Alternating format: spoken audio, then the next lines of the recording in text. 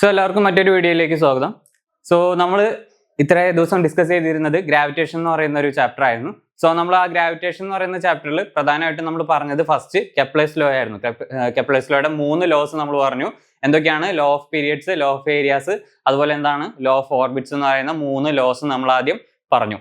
Okay, അതിനുശേഷം നമ്മൾ discuss ചെയ്തത് എന്താണ്? യൂണിവേഴ്സൽ ലോ ഓഫ് ഗ്രാവിറ്റേഷൻ എന്ന് പറയുന്ന ഒരു ചെറിയ ടോപ്പിക്കാണ് അല്ലെ. യൂണിവേഴ്സൽ ലോ ഓഫ് ഗ്രാവിറ്റേഷൻ ചെറിയ ടോപ്പിക് എന്ന് പറയാൻ പറ്റില്ല, നിങ്ങൾക്ക് കുറച്ചേ പഠിക്കാനുള്ളൂ.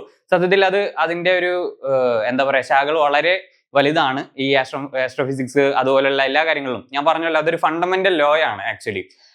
ഗ്രാവിറ്റേഷണൽ ഫോഴ്സ് അല്ലെങ്കിൽ ഗ്രാവിറ്റേഷണൽ ഫോഴ്സ് എന്ന് പറയുന്നത് ഒരു ഫണ്ടമെന്റൽ ഫോഴ്സ് ആണ്. അതുകൊണ്ട് തന്നെ ഇത് ഫിസിക്സിൽ ഒരു ഫണ്ടമെന്റൽ ആയിട്ടുള്ള ഒരു ലോ ആണ്, യൂണിവേഴ്സൽ ആയിട്ടുള്ള ഒരു ലോ ആണ്. അതായത് ഈ യൂണിവേഴ്സിന്റെ എവിടെ പോയാലും എന്താണ്, ഈ ഒരു നിയമം പാലിക്കപ്പെടുന്നുണ്ട്. ഓക്കെ, സോ അതാണ് നമ്മൾ യൂണിവേഴ്സൽ ലോ ഓഫ് ഗ്രാവിറ്റേഷൻ പറഞ്ഞു. അതിനുശേഷം നമ്മൾ ഡിസ്കസ് ചെയ്താണ് ആക്സിലറേഷൻ ഡ്യൂ ടു ഗ്രാവിറ്റി എന്ന് പറയുന്ന കൺസെപ്റ്റ്. നിങ്ങൾ ചെറിയ ക്ലാസ്സിൽ പഠിച്ചിട്ടുണ്ടാവും ആക്സിലറേഷൻ ഡ്യൂ ടു ഗ്രാവിറ്റി എന്ന് പറയുന്നത്. സോ അതിന്റെ ഒരു കേസ് നമ്മൾ പഠിച്ചു. കേസ് 1 എന്താണ്?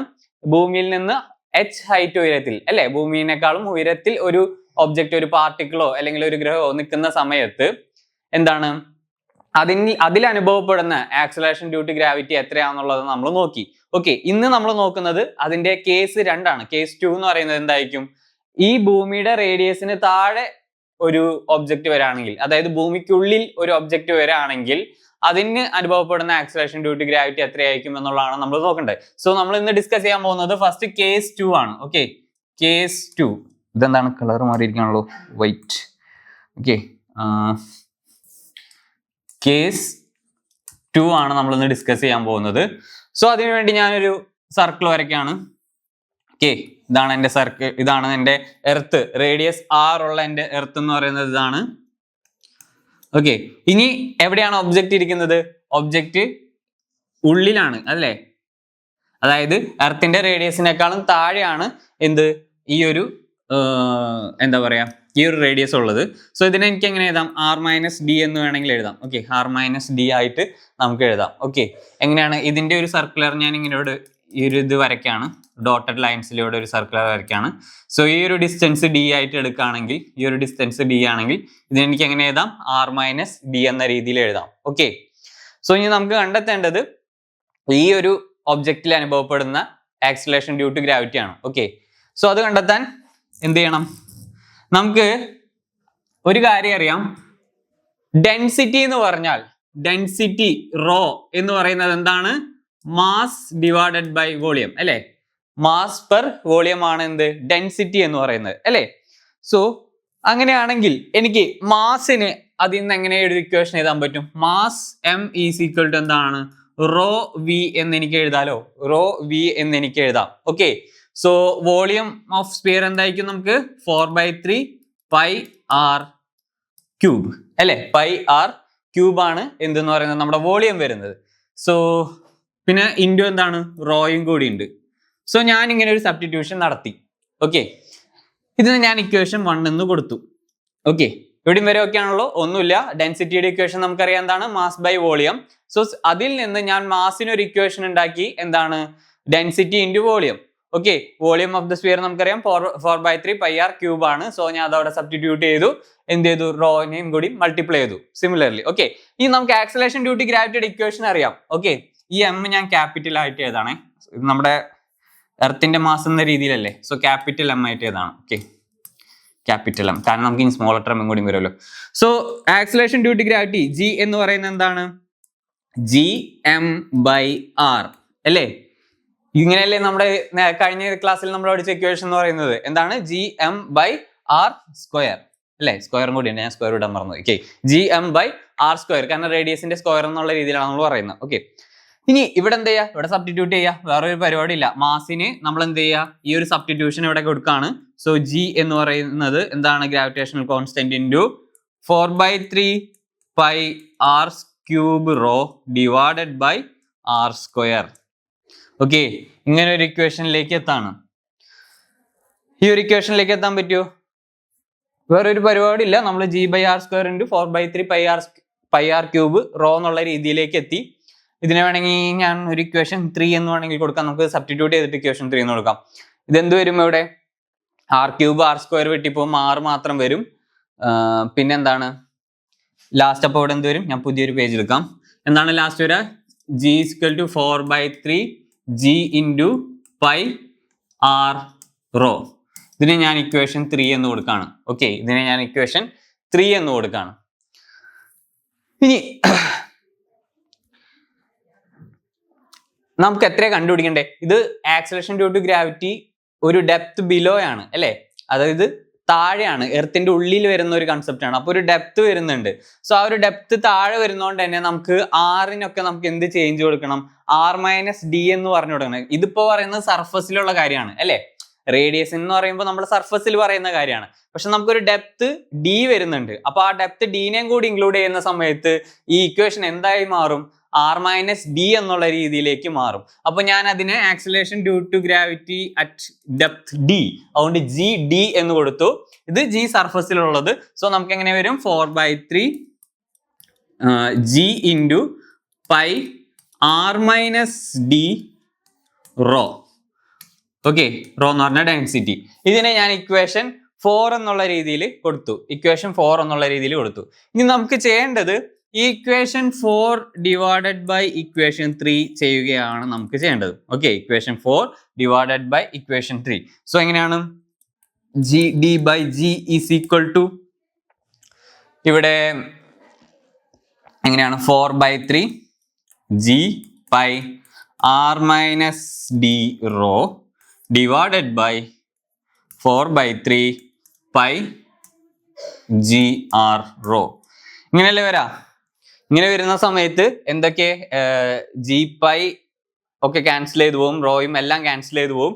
സോ നമുക്ക് ലാസ്റ്റ് എന്താ വരാ? G D by G is equal to എന്താണ്?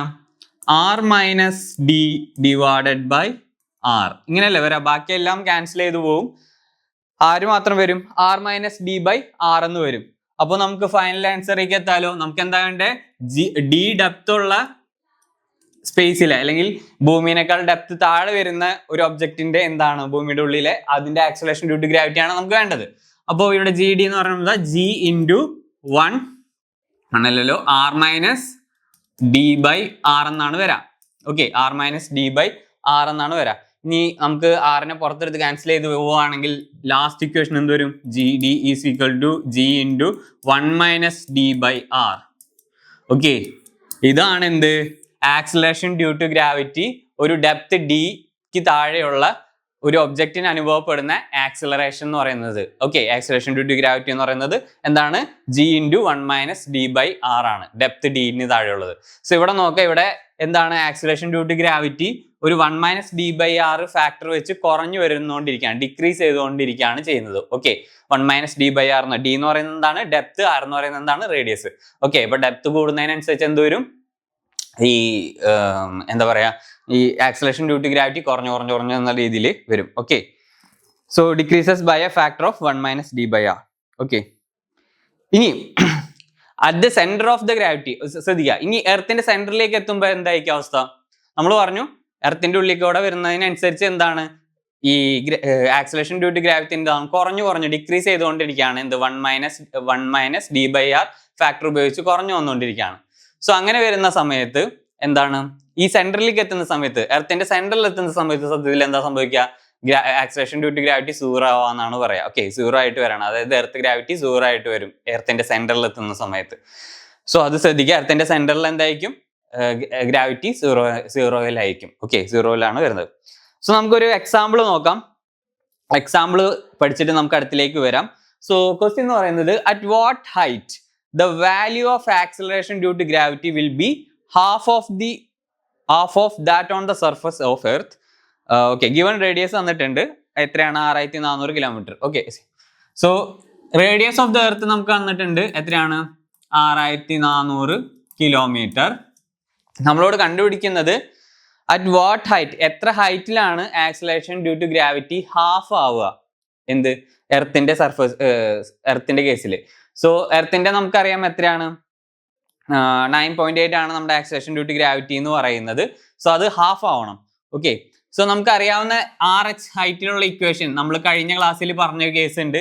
H ഹൈറ്റിലുള്ള ഒരു ഒബ്ജക്റ്റിന്റെ എന്താണ് ആക്സിലറേഷൻ ഡ്യൂ ടു ഗ്രാവിറ്റി എന്ന് പറയുന്നത് എങ്ങനെയാണ്? നമ്മൾ ഏതാ? G into 1 + h by r raise to -2. Okay, ഇതല്ലേ ആ ഒരു ഇക്വേഷൻ നമ്മൾ പഠിച്ചത്. ഓക്കെ, സിമിലർലി നമുക്ക് എന്താ കണ്ടുപിടിക്കേണ്ടത്? ജി എച്ച് ഹാഫ് ആവണം അല്ലേ? അപ്പോൾ g/2 ഇതാണ് നമുക്ക് അവിടെ കിട്ടേണ്ടത്. അപ്പൊ ഞാനിവിടെ എന്താ ചെയ്യുക? g/2 എന്ന് കൊടുക്കുകയാണ്, equal to g into 1 plus h/2 sorry h/r raise to -1/2 sorry -1/2 അല്ല, റേസ് ടു -2 എന്ന് പറയുന്നത്. ഓക്കെ, ഇനി g/2 എന്ന് പറയുമ്പോൾ നമുക്ക് എന്താണ്, ഈ ജീനെല്ലാം ക്യാൻസൽ ചെയ്ത് ഇവിടെ g ഒക്കെ പോകും. അപ്പോൾ ഹാഫ് ഈസ് ഈക്വൽ ടു എന്ത് വരും? 1 പ്ലസ് h/r റേസ് ടു -2 ഈ ഒരു ഫോർമുലേഷനിലേക്ക് വരും. ഓക്കെ, ഈ ഒരു ഫോർമുലേഷനിലേക്ക് വരും. ഇനി എനിക്ക് ഈ ഒരു -2 കളയണം. ഞാൻ ഇവിടെ എന്ത് ചെയ്യാൻ പോകുന്ന വെച്ചിട്ടുണ്ടെങ്കിൽ ഈ 1/2 മറ്റേ 2 ആക്കി. ഓക്കെ, 2 ഈസ് ഈക്വൽ ടു അപ്പം എന്ത് വരും? 1 പ്ലസ് h/r ഹോൾ സ്ക്വയർ എന്ന് വരും. ഓക്കെ, അതായത് ആ ഫ്രാക്ഷൻ അല്ലെങ്കിൽ ആ ഡിവിഷനെ ഞാൻ അവിടെ മാറ്റി എഴുതി എന്നുള്ളതാണ് അവിടെ ചെയ്യുന്നത്. ഇനി ഈ സ്ക്വയർ മാറ്റുന്ന സമയത്ത് എനിക്ക് എന്ത് സംഭവിക്കും? ഇവിടെ ലെഫ്റ്റ് സൈഡിൽ ഞാൻ ഇവിടെ റൂട്ട് അപ്ലൈ ചെയ്യും. സോ 1 പ്ലസ് h/r ഇങ്ങനെ ഒരു ഫോർമുലേഷനിലേക്ക് എത്തും. Okay, 1 plus h/r. ഇനി h/rനെ ഞാനൊരു ഇക്വേഷനിലേക്ക് എത്തിയാണ്. h/r ഈസ് ഈക്വൽ ടു എന്ത് വരും? √2 - 1 അല്ലേ? ഈ +1 ഇപ്പുറത്തേക്ക് പോകുമ്പോൾ എന്ത് സംഭവിക്കും? -1 ആവും.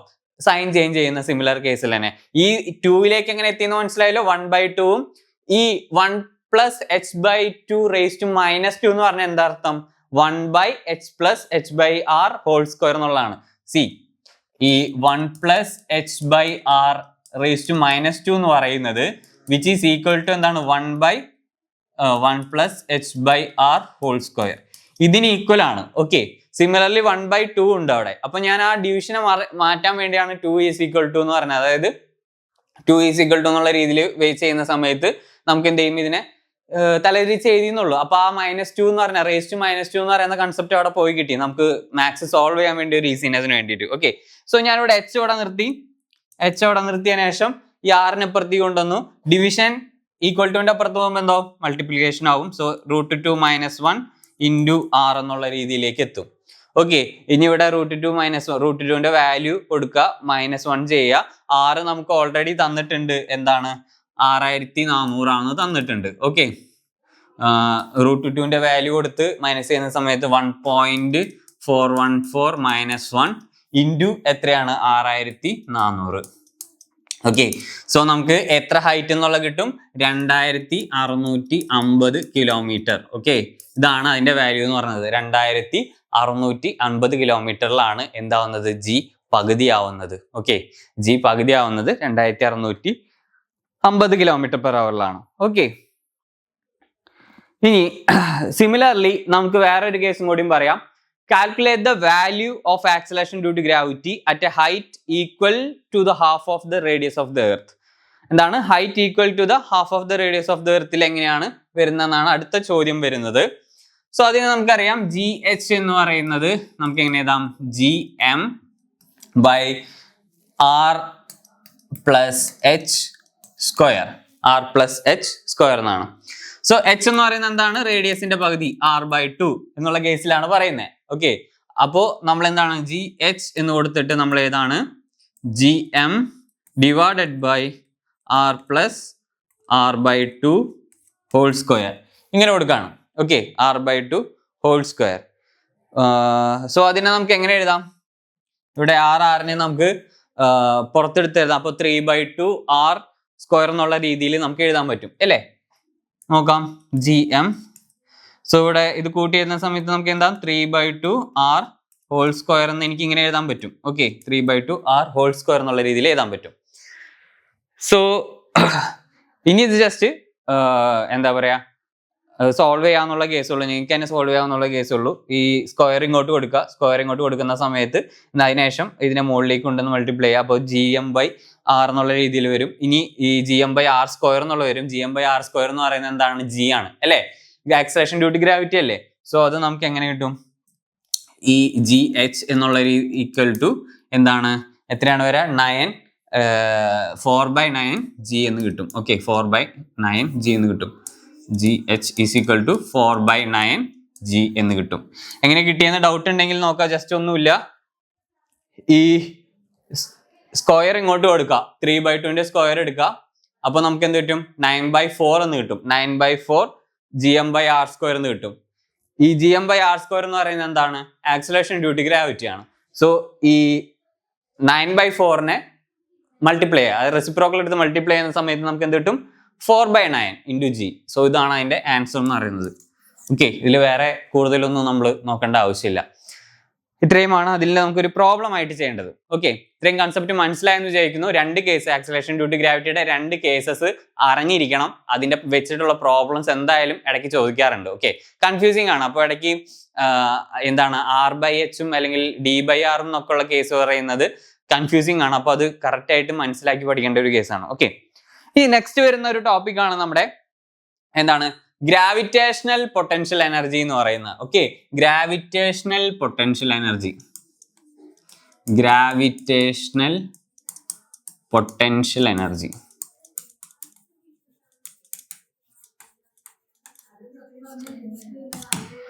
ഈ ഗ്രാവിറ്റേഷണൽ പൊട്ടൻഷ്യൽ എനർജി എന്ന് പറഞ്ഞത് സപ്പോസ് ഒരു പോയിന്റ് എടുക്കുക, നിങ്ങൾ സ്പേസിൽ ഒരു പോയിന്റ് എടുക്കുക, അതിന്റെ ഗ്രാവിറ്റേഷൻ പൊട്ടൻഷ്യൽ എനർജി എന്ന് പറയുന്നത് the amount of work done. Okay, the amount of work done to bring a particle from infinity to this point. അതായത് ഇൻഫിനിറ്റിയിൽ നിന്നും ഒരു പാർട്ടിക്കിളിനെ ഈ ഒരു പോയിന്റിലേക്ക് കൊണ്ടുവരാൻ എടുക്കുന്ന എമൗണ്ട് ഓഫ് വർക്ക് ഡണ്ണിനെയാണ് എന്തെന്ന് പറയുന്നത് നമ്മൾ ഗ്രാവിറ്റേഷണൽ പൊട്ടൻഷ്യൽ എനർജി എന്ന് പറയുന്നത്. സോ നമുക്ക് അതിന്റെ ഒരു ഇക്വേഷനിലേക്ക് പോവാം. സോ ഞാനിവിടെ ഒരു നമ്മുടെ ഒരു ഭൂമി വരയ്ക്കാണ്. സോ ഇതിലെ റേഡിയസ് പാർട്ടുകൾ നോക്കാം. സോ ഇവിടെ ഒരു പോയിന്റ് ഉണ്ട്. This is point P. ഇതിന്റെ സെന്ററിൽ നിന്ന് ഈ Pയിലേക്കുള്ള ഡിസ്റ്റൻസ് R ആണെന്ന് കൺസിഡർ ചെയ്യുക. ആൻഡ് ഇവിടെ ഇൻഫിനിറ്റി, ഈ ഇൻഫിനിറ്റിയിൽ നിന്ന് ഒരു പാർട്ടിക്കിൾ ഇതേ ഇങ്ങനെ വന്നുകൊണ്ടിരിക്കുകയാണ്. ഓക്കെ, ഇവിടെയാണ് ഒരു പാർട്ടിക്കിൾ ഉള്ളത്. ഇൻഫിനിറ്റിയിൽ നിന്ന് ആ പാർട്ടിക്കിൾ വന്നുകൊണ്ടിരിക്കുകയാണ്. സോ ഈ സെന്ററിൽ നിന്ന് ആ പാർട്ടിക്കിൾ വരെയുള്ള ഡിസ്റ്റൻസ് x ആയിട്ട് എടുക്കുകയാണ്. ഓക്കെ, x ആയിട്ട് എടുക്കുകയാണ്. ആൻഡ് ഈ ചെറിയ ഡിസ്റ്റൻസ്, ഈ പോയിന്റിലേക്ക് എത്താനുള്ള ഡിസ്റ്റൻസ് dx ആയിട്ട് ഞാൻ എടുക്കുകയാണ്. ഓക്കെ, dx ആയിട്ട് ഞാൻ എടുക്കുകയാണ്. സോ ഇൻഫിനിറ്റിയിൽ നിന്ന് ആ പാർട്ടിക്കിൾ വരാണ്, ഈ പോയിന്റിലേക്കാണ് ആ പാർട്ടിക്കിൾ വന്ന് നിൽക്കേണ്ടത്. ഈ സെന്റർ ചെയ്യുന്ന ആ പാർട്ടിക്കിൾക്ക് നിലവിലുള്ള ഡിസ്റ്റൻസ് x എന്നും ഈ പോയിന്റും പാർട്ടിക്കിളും തമ്മിലുള്ള ഡിസ്റ്റൻസ് dx, ചെറിയ ഡിസ്റ്റൻസിന് dx എന്നായിട്ട് ഞാൻ എടുക്കുകയാണ്. ഓക്കെ, സോ ഇതാണ് അതിന്റെ ഒരു പിക്ചർ എന്ന് പറയുന്നത്. ഇനി gravitational force on A mass m, ഈ ഒരു ഒബ്ജക്റ്റിന്റെ മാസ് m ആണെന്ന് വിചാരിക്കുക. ആ ഒബ്ജക്റ്റിൽ അനുഭവപ്പെടുന്ന ഗ്രാവിറ്റേഷണൽ ഫോഴ്സ് എന്ന് പറയുന്നത് എന്തായിരിക്കും? ഗ്രാവിറ്റേഷണൽ ഫോഴ്സ് എന്ന് പറയുന്നത് എന്തായിരിക്കും? F = gm/, ഇവിടെ ഡിസ്റ്റൻസ് എത്രയാണ്? x അല്ലേ? x² ആണ്. ഓക്കെ, ആ പോയിന്റിലേക്ക് എത്തിയിട്ടില്ല, അതുകൊണ്ട് തന്നെ നമ്മൾ എന്ത് ഇട്ടു? x² എന്ന് ഇട്ടു. ഇനി വർക്ക് ഡൺ എന്ന് പറഞ്ഞാൽ എന്താണ്? Work done to bring this particle into that point. അപ്പൊ എന്താണ് വർക്ക് ഡൺ ഇക്വേഷൻ? എന്താണ്? ഫോഴ്സ് ഇൻറ്റു ഡിസ്പ്ലേസ്മെന്റ് അല്ലേ? Force into change in displacement. അപ്പോൾ ഇവിടെ amount of work done dW = F × dx. ഇങ്ങനെ എനിക്ക് എഴുതാൻ പറ്റുമല്ലോ, ഇങ്ങനെ എനിക്ക് എഴുതാൻ പറ്റും. ഓക്കെ, മറന്നെങ്കിൽ ഇങ്ങനെയാണ് നമ്മൾ എഴുതാം. ഇനി ഈ ഫോഴ്സിന് ഇവിടെ ഞാൻ സബ്സ്റ്റിറ്റ്യൂട്ട് ചെയ്യാണ്, dW അല്ലെങ്കിൽ ഒമേഗ, വർക്ക് ഡൺ എങ്ങനെ വേണമെങ്കിലും എഴുതാം. Okay, gm/x² × dx. ഓക്കെ, ഇനി നമുക്ക് ടോട്ടൽ വർക്ക് ഡൺ കണ്ടുപിടിക്കണം. ഇതിപ്പോ ഈ വർക്ക് ഡൺ എന്ന് പറയുന്നത് dW = gmm/x² dx എന്ന് പറയുന്നത് ഒരു പർട്ടിക്കുലർ പോയിന്റിലുള്ള അല്ലെങ്കിൽ ഈ ഒരു ഭാഗത്തുള്ള വർക്ക് ഡണ്ണിന്റെ കേസാണ് ഇവിടെ പറയുന്നത്. ഇനി നമുക്ക് കണ്ടുപിടിക്കേണ്ട ടോട്ടൽ വർക്ക് ഡൺ ആണ്. ടോട്ടൽ വർക്ക് ഡൺ ആണെങ്കിൽ ഞാൻ പറഞ്ഞു എപ്പോഴൊക്കെയാണ് നമ്മൾ ഡിഫറൻസിയേഷനും ഇന്റഗ്രേഷനും യൂസ് ചെയ്യുന്നത്. ഇവിടെ dW എന്ന് പറഞ്ഞപ്പോൾ അതൊരു ഡിഫറൻസിയേഷൻ മെത്തേഡിലാണ് അവിടെ പറഞ്ഞിട്ടുള്ളത്. അതായത് ഒരു സ്പെസിഫിക് പോയിന്റിനെ കോൺസെൻട്രേറ്റ് ചെയ്തിട്ടുള്ള വർക്ക് ഡണ്ണിന്റെ കേസാണ് പറയുന്നത്, അല്ലെങ്കിൽ ചെറിയൊരു ഡിസ്പ്ലേസ്മെന്റിലുള്ള വർക്ക് ഡണ്ണിന്റെ കേസാണ് പറയുന്നത്. പക്ഷെ നമുക്ക് അറിയേണ്ടത് ടോട്ടൽ വർക്ക് ഡൺ, അതായത് ഇൻഫിനിറ്റി മുതൽ R വരെയുള്ള സ്ഥലത്തിലെ എല്ലാ വർക്ക് ഡണ്ണും നമുക്ക് അറിയണം. നമുക്ക് ഇപ്പോൾ അറിയാവുന്ന dx വരെയുള്ള വർക്ക് ഡൺ ആണ്. അപ്പൊ അങ്ങനെ എല്ലാ ഒരു ടോട്ടൽ റേഞ്ച് എടുക്കുന്ന സമയത്ത് നമ്മൾ ഏത് മെത്തേഡ് ഉപയോഗിക്കുക? ഇന്റഗ്രേഷൻ ആണ് ഉപയോഗിക്കുക അല്ലെ? കണ്ടിന്യൂസ് ചെയ്ത് ആഡ് ചെയ്യും. ഓക്കെ, ഈ dx എന്ന് പറയുന്ന ക്വാണ്ടിറ്റി നമ്മൾ കണ്ടിന്യൂസ് ആയത് ആഡ് ചെയ്യും. എവിടെയും വരെ പോവും? ഇൻഫിനിറ്റി വരെ പോകും, അല്ലെങ്കിൽ ഇൻഫിനിറ്റിന്ന് R വരെ പോകും. അതിനെയാണ് നമ്മൾ ഇന്റഗ്രേറ്റ് ചെയ്യാന്ന് പറഞ്ഞത്. So total work done W കണ്ടുപിടിക്കാൻ നമ്മൾ എന്ത് ചെയ്യും? ഇന്റഗ്രേറ്റ് ചെയ്യും. ഇന്റഗ്രേറ്റിന്റെ ലിമിറ്റ് എങ്ങോട്ടായിരിക്കും? ഇൻഫിനിറ്റി മുതൽ R വരെ ആയിരിക്കും. ഓക്കെ, ഇൻഫിനിറ്റി മുതൽ R വരെ ആയിരിക്കും അതിന്റെ എന്തെന്ന് പറയുന്നത് ലിമിറ്റ് എന്ന് പറയുന്നത്. ഓക്കെ, അതായത് നമ്മൾ എത്രത്തോളം ഇന്റഗ്രേറ്റ് ചെയ്യണം എന്ന് പറയുന്നതാണ് ഈ ലിമിറ്റ് എന്ന് പറയുന്നത്. ഓക്കെ, ഇൻഫിനിറ്റി മുതൽ R വരെ ഇന്റഗ്രേറ്റ് ചെയ്താൽ മതി, R-നപ്പുറം പോകേണ്ട ആവശ്യമില്ല, അതാണ് പറയുന്നത്. സോ ഇൻഫിനിറ്റി എവിടെയാണെന്ന് ചോദിക്കുന്ന ചോദ്യം അത് ഭയങ്കര കുഴപ്പമില്ലാണ്ടോ, ഇൻഫിനിറ്റി എവിടെയാണെന്നൊക്കെ ചോദിച്ചിട്ടുണ്ടെങ്കിൽ. സോ അത് വേറൊരു ടോപ്പിക്കാണ്, അത് നമ്മൾ ഇപ്പൊ ഒന്നും സംസാരിച്ച തീരാത്ത കേസുകളാണ്. ഓക്കെ, സോ നമുക്ക് എന്ത് ചെയ്യാം, ഇവിടെ സബ്സ്റ്റിറ്റ്യൂട്ട് ചെയ്യാം. ഇവിടെ gmm/x²dx. ഓക്കെ, ഇവിടെ ശ്രദ്ധിക്കുക, gmm എന്ന് പറയുന്നത് കോൺസ്റ്റന്റ് ആണ്, പുറത്തേക്ക് എടുക്കാം. 1/x² മാത്രം എന്ത് ചെയ്താൽ മതി, ഇന്റഗ്രേറ്റ് ചെയ്താൽ മതി. 1/x² എന്ന് പറയുമ്പോൾ നമുക്ക് x⁻⁻1 എന്നുള്ള രീതിയിൽ കിട്ടും, അപ്പം -1/x എന്നുള്ള രീതിയിൽ വരും. ഓക്കെ, അപ്പൊ നമുക്ക് എങ്ങനെ എഴുതാൻ പറ്റും, വർക്ക് ഡൺ ഞാൻ gmm പുറത്തെടുത്തു, കാരണം എന്താ, കോൺസ്റ്റന്റ്സ് ആണ്. സോ നമുക്ക് എന്തൊക്കെ വരും, ഇവിടെ മൈനസ് വരും, ഒരു മൈനസ് പുറത്ത് വരും. ഞാൻ പറഞ്ഞു 1/x² ചെയ്യുന്ന സമയത്ത് 1/x² എന്ന് പറഞ്ഞാൽ എന്താ, x⁻⁻2 ആണ്. ഓക്കെ, ഇന്റഗ്രേറ്റ് x⁻n dx എന്ന് പറഞ്ഞാൽ എന്താ, x⁻n+1 ഡിവൈഡഡ് ബൈ n+1 ഉള്ള രീതിയിലാണ് അല്ലേ. അപ്പൊ ആ ഒരു കൺസെപ്റ്റ് ചെയ്യുന്ന സമയത്ത് എന്താണ്, നമുക്ക് ഇവിടെ എന്ത് വരും, 1/r-1/∞ ഇങ്ങനെയുള്ള രീതിയിലേക്ക് നമുക്ക് ഇക്വേഷൻ വരും. സോ 1/∞ നമുക്ക് കളയാം, നമുക്ക് ആര് മാത്രം മതി, w -gmm/r. ഇതാണ് എന്ത്, നമ്മുടെ work done, total work done എന്ന് പറയുന്നത്. ഇനി ഈ ടോട്ടൽ വർക്ക് ഡൺ എങ്ങനെയാണ് സ്റ്റോർ ചെയ്യുന്നത്, ഗ്രാവിറ്റേഷണൽ പൊട്ടൻഷ്യൽ എനർജി ആയിട്ടാണ് ഈ വർക്ക് ഡൺ സ്റ്റോർ ചെയ്യുന്നത്. ഓക്കെ, ഈ വർക്ക് ഡൺ എങ്ങനെയാണ് സ്റ്റോർ ചെയ്യുന്നത്, ഗ്രാവിറ്റേഷണൽ പൊട്ടൻഷ്യൽ എനർജി U ആയിട്ടാണ് സ്റ്റോർ ചെയ്യുന്നത്. സോ -g×M⁻r ഇങ്ങനെയാണായിട്ടാണ് എന്ത്, ഇതാണ് എന്ത്, ഗ്രാവിറ്റേഷണൽ പൊട്ടൻഷ്യൽ എനർജി എന്ന് പറയുന്നത്. So the amount of work done എങ്ങനെയായിട്ടാണ് സ്റ്റോർ ചെയ്യുന്നത്, ഗ്രാവിറ്റേഷണൽ പൊട്ടൻഷ്യൽ എനർജി ആയിട്ടാണ് സ്റ്റോർ ചെയ്യുന്നത്. സോ അതുകൊണ്ട് തന്നെ നമുക്ക് എന്ത് അറിയാം, ടോട്ടൽ വർക്ക് ഡൺ എന്ന് പറയുന്നതാണ് എന്ത്, ഗ്രാവിറ്റേഷണൽ പൊട്ടൻഷ്യൽ എനർജി. എന്ത്, ഒരു പാർട്ടിക്കിളിനെ ഇൻഫിനിറ്റിയിൽ നിന്ന് ഒരു പോയിന്റ് ആറിലേക്ക് അല്ലെങ്കിൽ ഒരു ഒബ്ജക്റ്റിന്റെ ഗ്രാവിറ്റേഷണൽ ഫീൽഡിലേക്ക് കൊണ്ടുവരാൻ വരേണ്ട ദ എമൗണ്ട് ഓഫ് വർക്ക് ഡണ്ണിനെയാണ് നമ്മൾ എന്തെന്ന് പറയാം, ഗ്രാവിറ്റേഷണൽ പൊട്ടൻഷ്യൽ എനർജി എന്ന് പറയുന്നത്, മെൻഷൻ ചെയ്യുന്നത് അവിടെയാണ്. ഓക്കെ, ഇനി ഗ്രാവിറ്റേഷണൽ പൊട്ടൻഷ്യൽ എന്ന് പറയുന്ന കൺസെപ്റ്റ് ഉണ്ട്, ഒരു ഗ്രാവിറ്റേഷണൽ പൊട്ടൻഷ്യൽ എന്ന് പറയുന്ന കൺസെപ്റ്റ്. സോ ഗ്രാവിറ്റേഷണൽ പൊട്ടൻഷ്യൽ എന്ന് പറയുന്നത്, സപ്പോസ് നമ്മുടെ പാർട്ടിക്കിൾ അല്ലെങ്കിൽ ഒബ്ജക്റ്റ് അതിനൊരു യൂണിറ്റ് മാസ് ആണെങ്കിൽ അതായത് m1 ആണെങ്കിൽ അതിന്റെ ഗ്രാവിറ്റേഷണൽ പൊട്ടൻഷ്യൽ എന്ന് പറയുന്നത് എന്തായിരിക്കും, V എന്ന് പറയുന്നത് -gm/r ആയിരിക്കും. If object mass is 1, okay, object mass is 1 എന്നാണെങ്കിൽ അതിന്റെ ആ ഒരു വാല്യൂവിനെ പറയുന്നത് നമ്മൾ ഗ്രാവിറ്റേഷണൽ പൊട്ടൻഷ്യൽ എന്ന് പറയുന്നത്. Okay, gravitational potential V = -gm/r എന്ന് പറയുന്നത് അതിനെയാണ്. ഓക്കെ, സോ നമ്മളിപ്പോ എന്താണ് പഠിച്ചത്, ബേസിക്കലി ഗ്രാവിറ്റേഷണൽ പൊട്ടൻഷ്യൽ എനർജി എന്താണ്, ഗ്രാവിറ്റേഷണൽ പൊട്ടൻഷ്യൽ എനർജി എന്നുള്ള കേസാണ് നമ്മൾ പഠിച്ചത്.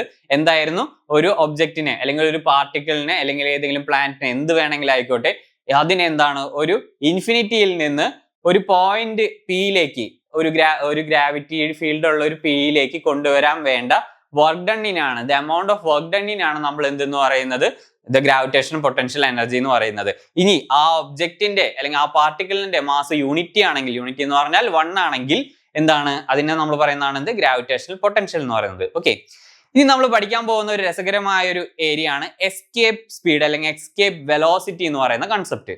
ഓക്കെ, നമുക്കത് നോക്കാം. എസ്കേപ്പ് വെലോസിറ്റി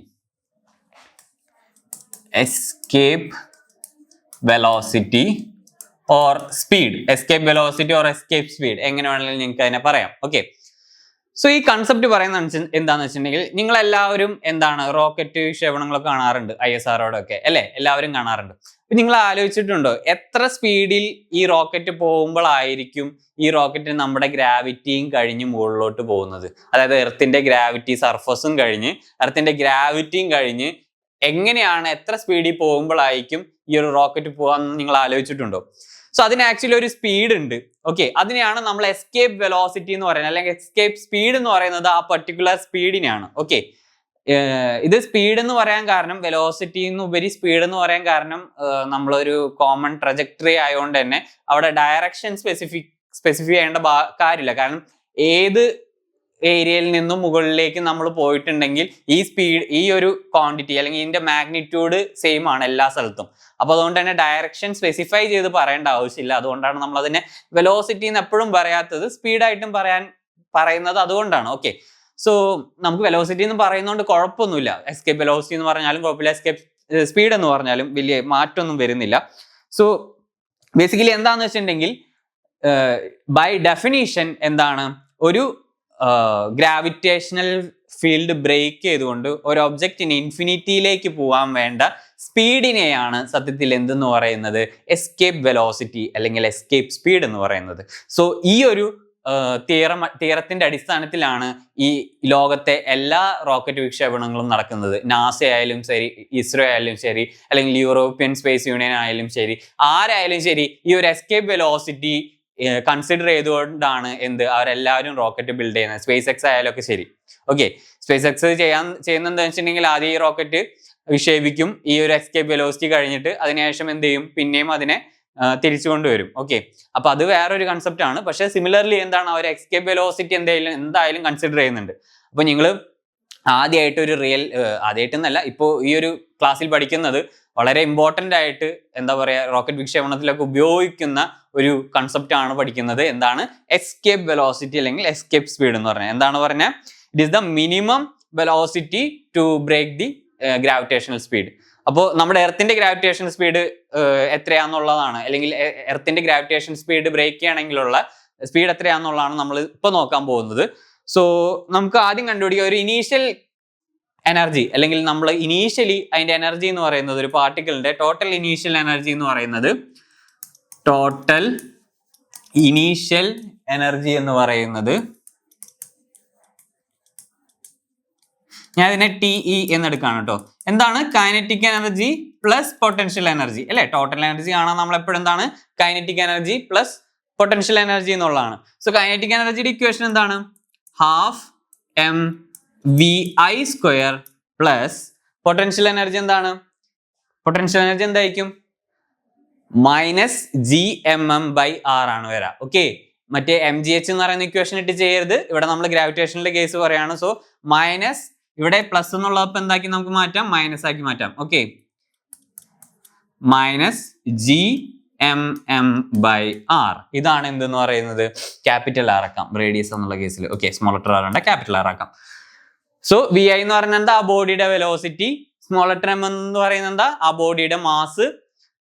ഈ -g എന്ന് പറയുന്നത് ഗ്രാവിറ്റേഷണൽ കോൺസ്റ്റന്റ്. ക്യാപിറ്റൽ M എന്ന് പറയുന്നത് എന്താണ്, mass of the earth. Small letter m mass of the body divided by r എന്ന് പറയുന്നത് എന്താ, radius of the earth. Okay, ഇത്രയും കാര്യങ്ങളാണ് അവിടെ പറയുന്നത്. So this is our initial energy. Okay, initial energy എന്ന് പറയുന്നത് ഇതാണ്. ഞാൻ ഇക്വേഷൻ 1 എന്ന് കൊടുത്തു. ഓക്കെ, ഇനി നമുക്ക് കിട്ടേണ്ടത് ഫൈനൽ എനർജി ആണ്. ഓക്കെ, ഫൈനൽ എനർജി എത്രയായിരിക്കും, ഫൈനൽ എനർജി എത്രയായിരിക്കും? ഫൈനൽ എനർജി എത്തുന്ന സമയത്ത് കുട്ടികളെ അവിടെ എന്ത് പൊട്ടൻഷ്യൽ എനർജി ഉണ്ടാവോ, പൊട്ടൻഷ്യൽ എനർജി ടേംസ് ഉണ്ടാവോ ഫൈനൽ എനർജിയുടെ കേസിൽ?